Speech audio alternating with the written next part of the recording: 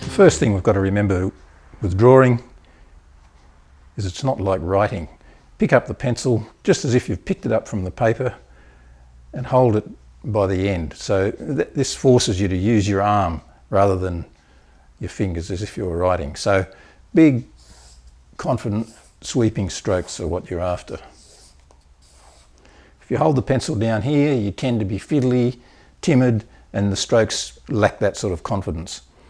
So holding the pencil at the end, it feels fairly sort of cumbersome at first, but once you get the feel for it, it becomes second nature and you can make really crisp, confident marks. They look much cleaner and they just have a lot more conviction than timid little lines that you make with a sort of a pencil writing grip. The other thing to remember, you don't need to be perfectly accurate. Like I've put marks in here that are not quite in the right place, so I'm not too worried about it. Things can be shuffled around, moved over, refined as the drawing sort of comes into being. I like to get a few fairly light, confident lines in and then sort of strengthen the ones that work. The ones that don't work, they can stay there. It doesn't really matter. They sort of add something to the character of the drawing. So you sort of feel your way through a drawing. You don't sort of plan it all from the beginning. You look at what's happening, you adjust it, you play with it. The main thing to keep in mind is don't lose sight of that big overall picture. You know, it's not tiny little sections that are nicely finished. It's the overall mass of what you're doing that really matters. So don't get bogged down with small areas.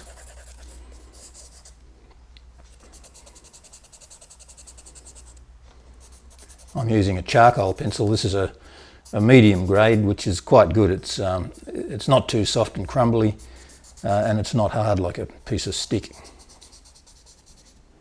I like charcoal because it combines with watercolour. If you want to use it as a sketching medium for watercolour, it doesn't shine like a graphite type of pencil. It just sort of sits in better with the painting.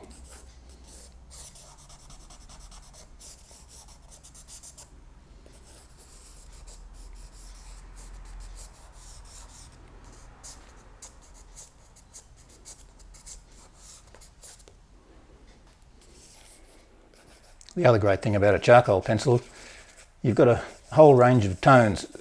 Using it very lightly, you can barely see it on the paper, but it just adds a sort of subtlety to the drawing. I mean, this is a pretty rough drawing, but it gives you an idea of the variation you can get with a very simple tool like this.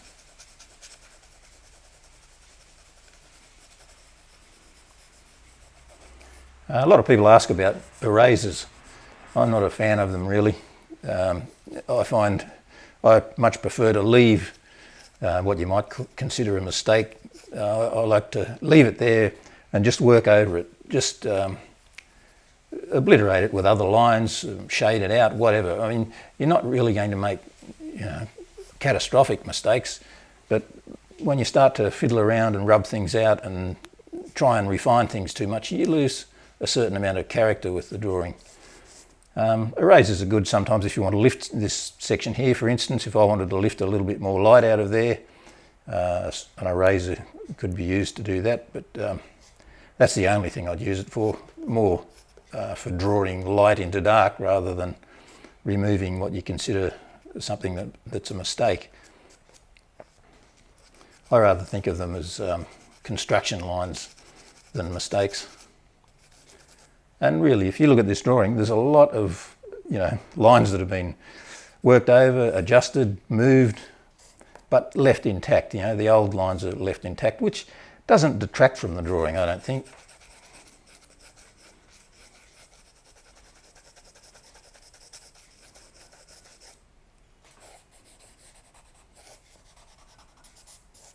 The main thing I find is just that to get that confidence into your strokes, into your drawing. Don't get bogged down with detail. Just slowly work over it and look at what you're doing. Stop every now and again and have a look, see where, you know, things are jumping out, things look a bit haywire, but they're all adjustable. Everything is, it can be modified and adjusted. Don't sort of lose heart and think, oh no, this has gone wrong. Just keep at it.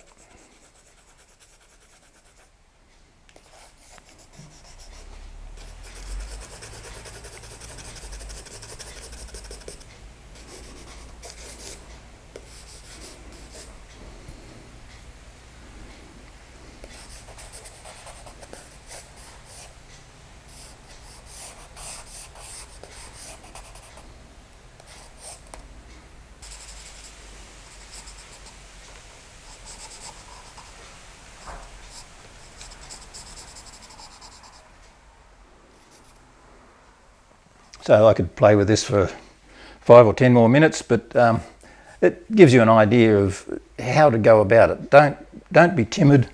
Get stuck into it. Hold your pencil up the end and use your arm. Don't just, you know, use your fingers and make small strokes. Try and get those big confident lines into your drawing. It makes a lot of difference. And the other thing is, do it with conviction. Don't get bogged down in minor details. Go like crazy and just see what happens. You'll find it works a lot better than over planning and fussing over things and trying to be too correct. I find a drawing that evolves tends to look a lot better than a drawing that has been sort of planned out and done to a recipe, if you like. So have fun with it and just keep doing it. That's the main thing. Keep drawing, sketching, whatever. It doesn't matter what it is. You're not trying to produce masterpieces. It's just a process you go through, and every time you do it, you learn a little bit more.